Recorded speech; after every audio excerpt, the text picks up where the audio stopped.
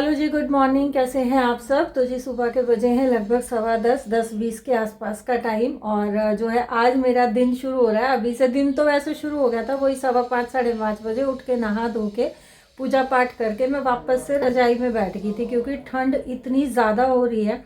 और कल से दिल्ली में फिर से बारिश शुरू हो रखी है, पूरी रात बरसा है, बिजली चमक रही थी, गरज रही थी। और कई बार तो ऐसा भी लग रहा था 12:50 पे ऐसा हुआ जैसे कहीं शायद बिजली गिरी भी है। फिलहाल जो है रसोई का सारा काम, घर का ही सारा काम खत्म हो गया। पूजा पाठ मैंने सुबह बखत नहा धो के कर ली थी। 2 दिन से गाजर मंगा के रख रखी है गाजर का हलवा बनाने के लिए। इस बार हलवा बना ही नहीं है हमारे यहाँ, लेकिन बहुत बिजी शेड्यूल चल रहा था, टाइम नहीं मिला, इस वजह से नहीं बना पाई। अभी मंगाया मैंने 5 लीटर दूध, तो आज बनाऊंगी, कोशिश तो यही है कि बन जाए। और वैसे तो आज थर्सडे है, 16 जनवरी।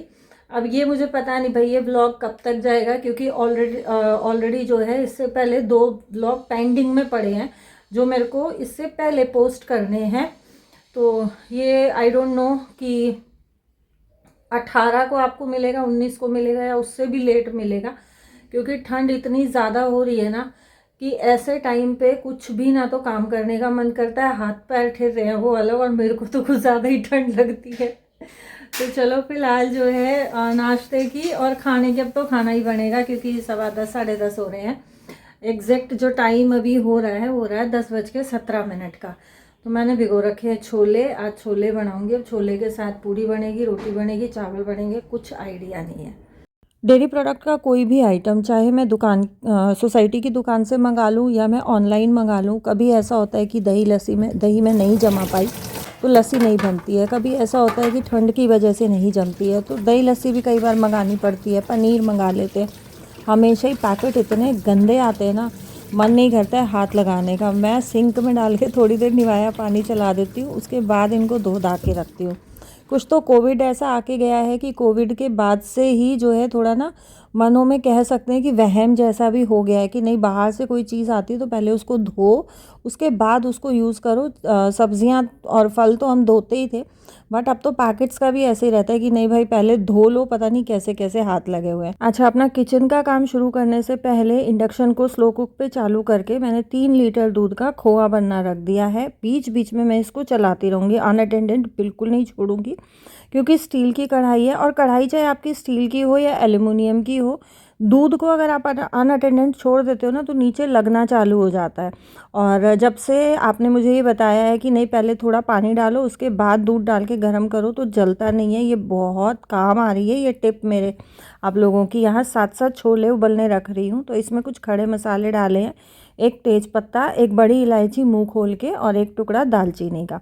इसमें जो है जितना मुझे सब्ज़ी में नमक चाहिएगा उससे आधा नमक मैंने इसमें डाल दिया है। थोड़ा सा तेल डाल दिया है ताकि छोले का पानी बाहर ना आए। अच्छा, आप चाहें तो ना कुकर के ढक्कन पे अंदर की साइड ऑयलिंग करके, ग्रीसिंग करके और तब भी लगा सकते हैं, उससे भी नहीं आता है। हालांकि मैंने कभी ये टिप जो है वो ट्राई नहीं किया है, बट मैंने सुना है कि ऐसे पानी बाहर नहीं आता है अगर हम कुकर के ढक्कन में अंदर की साइड तेल लगा देते हैं। छोले भी उबलने मैंने रख दिए हैं। एक सीटी तेज़ गैस में लगाऊंगी, बाकी की सीटियां मैं सिम गैस में लगाऊंगी। अभी हेल्पर बर्तन करके गई थी तो पानी इनका निचड़ गया है, साथ साथ ये भी मैंने लगा दिए हैं। और जैसा मैंने आपको बताया कि ठंड बहुत ज़्यादा है, तो मुझे जो है काम करते करते ऐसा लग रहा था जैसे बालकनी में बाहर जाती हूँ ना किचन की में, तो बहुत ठंडी हवा आती है और ठंड बहुत ज़्यादा महसूस हो रही थी। तो यहाँ मैंने अपने लिए बना लिया है कॉफ़ी। और अब जो है मैं करूँगी गाजर साफ़, गाजर को छील के धो के और उनको कद्दूकस कर लूँगी जब तक मेरे छोले उबलेंगे, और इधर जो है खोआ साथ साथ निकल ही रहा है। क्योंकि गाजर को छील के साफ़ करके और कसने का सबसे बड़ा काम रहता है। हालांकि मेरे पास फूड प्रोसेसर है तो फूड प्रोसेसर में काफ़ी जल्दी हो जाता है।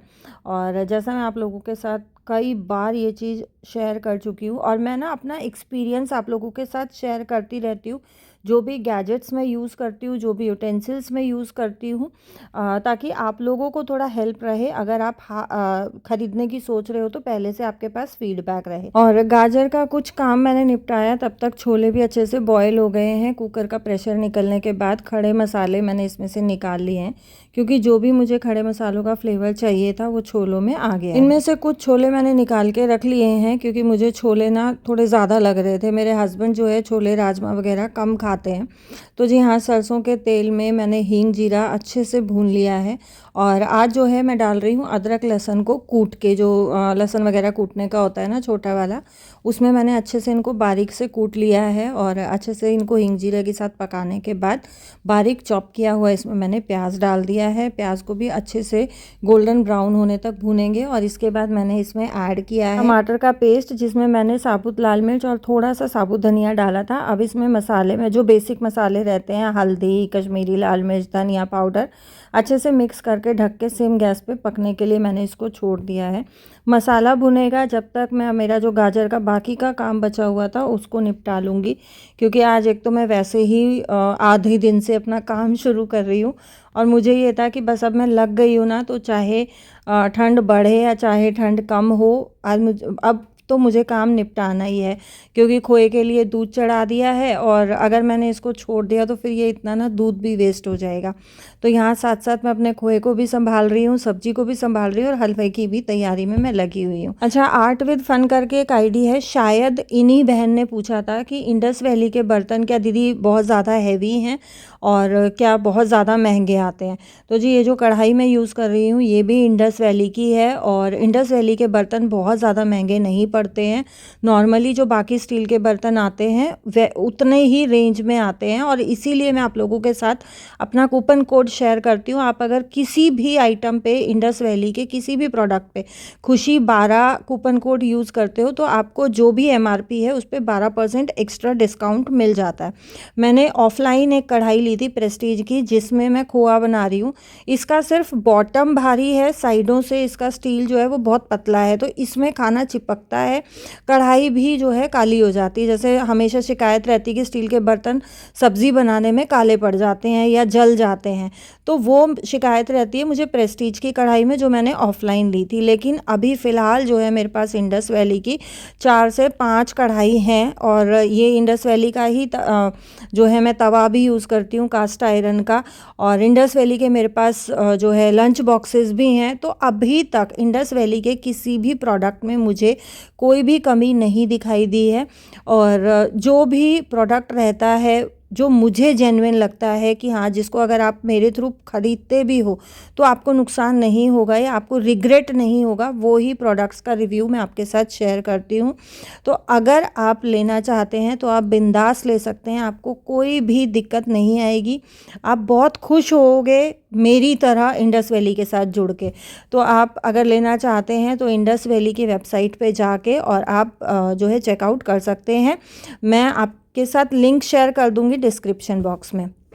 तो जी सब्ज़ी मेरी बन गई थी, लास्ट में मैंने कसूरी मेथी डाला था और चना मसाला डाला था और उसके बाद जो है मैंने हस्बैंड के लिए सूजी के चीले बनाए थे, वेजिटेबल चीला, जो कि रेसिपी मैं आपके साथ बहुत टाइम शेयर कर चुकी हूँ। उसके बाद मैंने मिर्च बनाई है जो कचौरी के साथ मिर्च आती है और उसके बाद जो है मैंने बच्चों के लिए कुछ फ्राइम्स बनाए हैं। अब मैं बना रही हूँ पूरियाँ, क्योंकि लास्ट में यही हुआ कि छोले के साथ पूरियाँ बनाते हैं और बच्चों को मैंने खाना खिला दिया। हस्बैंड जो है नाश्ता लंच अपना ले ला के और ऑफिस चले गए हैं। ये मैंने लगाई है अब अपनी थाली, आम का अचार, सैलेड, मिर्च, छोले, पूरी। तो जी लंच वगैरह किया, उसके बाद जो है वापस आ गई किचन में, क्योंकि आज जो है मैं सुबह से सोच के बैठी थी कि रूटीन बहुत लेट शुरू हुआ है, लेकिन आज मुझे सारे काम करने हैं बिना सोए बिना रेस्ट किए। अदरवाइज़ दिन में जो है मैं रेस्ट करती हूँ 2-3 घंटे का। और यहाँ जो है मैंने कढ़ाई चढ़ा दी है, अब हलवे की तैयारी करेंगे और इसमें बचा हुआ जो दूध है वो मैं काटूंगी। एक पैकेट जो है ना फ्रिज में मेरे पहले से रखा हुआ था, तो टोटल मेरे पास 6 लीटर दूध हो गया था। 3 लीटर का मैंने खोआ निकालना चढ़ा दिया था और 2.5 लीटर जो है दूध मैं अभी गाजर भूनने के लिए यूज़ कर रही हूँ। तो यहाँ जो है दूध में मेरे में उबाल आ गया है। अब इस टाइम पे जो है मैं इसमें गाजर डालूंगी और गाजर एक साथ नहीं डालती हूँ मैं थोड़ी थोड़ी करके डालती हूँ, क्योंकि अगर एक साथ डाल देते हैं ना तो वो गाजर का ना झामा सा बंध जाता है, गुच्छा सा हो जाता है, इसलिए थोड़ी थोड़ी डालती हूँ। और साथ साथ जो है मैं गाजर का ना थोड़ा थोड़ा पानी भी निचोड़ रही थी। अगर थोड़ा थोड़ा पानी निचोड़ के अच्छे से आप डालते हो ना तो कम टाइम लेती है गाजर दूध में भुनने में। अदरवाइज़ क्या रहता है ना कि दूध भी हो जाता है, गाजर का पानी भी हो जाता है, तो वो फिर भुनने में पकने में बहुत ज़्यादा टाइम लेता है। इसलिए मैं साथ साथ हल्का हल्का गाजर को निचोड़ के डाल रही थी और कंटिन्यूअसली ना इसको चलाती रहती हूँ। देखो, मैं आप लोगों के साथ वो रेसिपी शेयर करती हूँ जिस तरीके से मैं बनाती हूँ। बहुत सारे जगह पे ऐसा होता है कि एक तरीके की रेसिपी होती है और ये जो पानी बचा है इसको मैं आटा वगैरह गूँदने में या सब्ज़ी में यूज़ कर लेती हूँ। और बहुत सारी जगह पे ऐसा होता है कि छोटे-छोटे टिप्स से या छोटे-छोटे स्टेप्स से ना रेसिपी थोड़ी-सी अलग हो जाती है, जिससे टेस्ट में थोड़ा-सा डिफ़रेंस आ जाता है। तो बस ये फ़र्क रहता है। और यहाँ जो है दूध के साथ गाजर मेरी ऑलमोस्ट पक गई है, खोआ भी मेरा ऑलमोस्ट निकल गया है और कंटिन्यूअसली मैं दोनों ही चीज़ों को संभाल रही हूँ। दोनों में से किसी भी चीज़ को मैंने अनअटेंडेड नहीं छोड़ा है। तो खोए की कंसिस्टेंसी मुझे बस ऐसी ही चाहिए थी। यहाँ गाजर भी मेरी देखो आप बिल्कुल दूध सूख गया है। उसके बाद मैंने इसमें ऐड कर दिया है खोआ जो मैंने निकाला था और मैंने थोड़ा सा लिक्विड फॉर्म में ही रखा है, क्योंकि सॉलिड फॉर्म में रखने के जब हम खोआ डालते हैं ना तो वो हल्की हल्की गांठें सी आती हैं खोए की, गाजर में अच्छे से मिक्स नहीं होता है, तो वो बच्चे मेरे ना नहीं खाते हैं, इसलिए मैंने थोड़ा सा लिक्विडी फॉर्म में ही रखा है। और अब इस खोए के साथ जो है मैं गाजर को पका लूँगी और जितना ज़्यादा हम गाजर को भूनते हैं ना उतना ज़्यादा ही गाजर के हलवे का स्वाद जो है वो निकल के आता है और उतना ज़्यादा टेस्टी बनता है। खोए का दूध भी जो है अच्छे से गाजर जो है पक गई है खोए में, तो ये फिर से सूखा सूखा हो गया था। अब लास्ट में मैंने इसमें ऐड किया है चीनी। चीनी डालने के बाद एक बार फिर से ये गाजर जो है लिक्विडी फॉर्म में थोड़ी आ जाएंगी, तो इसको फिर से चलाते हुए कंटिन्यूसली पकाना है। और अगेन जो है ये खोआ मेरा कढ़ाई छोड़ चुका था, तो अब इसमें मैंने डाला है कम से कम 3 से 4 चम्मच देसी घी। आप अपने टेस्ट के हिसाब से घी ऐड कर सकते हैं। और जो ये लास्ट में ऊपर से घी डलता है ना, ओए होए, इससे ना गाजर के हलवे का स्वाद इतना बढ़ जाता है ना कि सारी जो गाजर के हलवे की जान होती है ना ये लास्ट में डले हुए देसी घी से आती है। और अब इसको मैं फिर से 3 से 4 मिनट के लिए अच्छे से सिम गैस पे कंटिन्यूसली चलाते हुए भून लूँगी।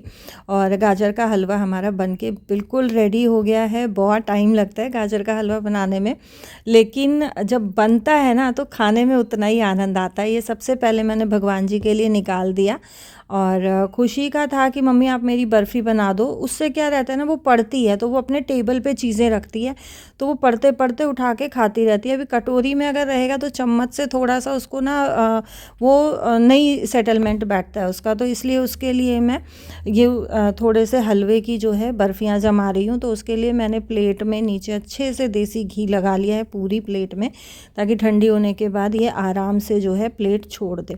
और अच्छे से इसको थपथपा के बिल्कुल प्लेन कर लूँगी। हालांकि ये वाला प्रोसेस करने में ना मुझे बड़ी दिक्कत आ रही थी, क्योंकि इसमें क्या रहता है ना कि या तो आपके पास बर्तन बड़ा हो, खुला डुल्ला हो, या फिर स्पैचुला आपके पास छोटा हो जिससे ये अच्छे से थपथपाया जाए।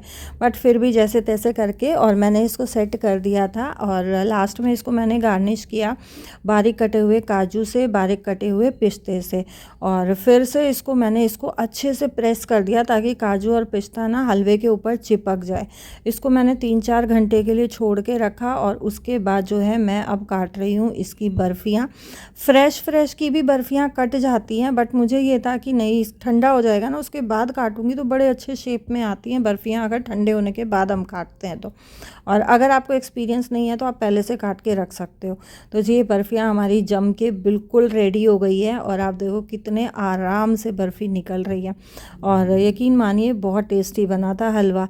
आप ज़रूर से एक बार ये ना रेसिपी ट्राई करके देखना। देखो मेहनत थोड़ी सी ज़्यादा ज़रूर लगती है, टाइम भी थोड़ा ज़्यादा लगता है, पर बहुत बढ़िया रेसिपी है। आप लोग हमेशा पूछते हो कि मैंने कुकिंग किससे सीखी है, तो जी मैंने कुकिंग मेरी मम्मी से सीखी है, कुछ मैंने प्रीति से सीखी है, लेकिन ये रेसिपी मेरी मम्मी की है। यकीन मानिए बहुत बढ़िया रेसिपी बनती है। फिर से कहूँगी एक बार ट्राई करके ज़रूर देखिएगा। और आज मैंने जो है आप लोगों के लिए भी प्लेट लगाई है, क्योंकि हमेशा आप लोगों की शिकायत रहती है कि तुम हमें नहीं बुलाती हो, तो ये प्लेट आज मैंने आप लोगों के लिए लगाई है। ये था मेरा आज का वीडियो। और छोले की और गाजर के हलवे की रेसिपी आप लोगों को कैसी लगी कमेंट करके ज़रूर बताइएगा। Thank you so much for watching my blogs.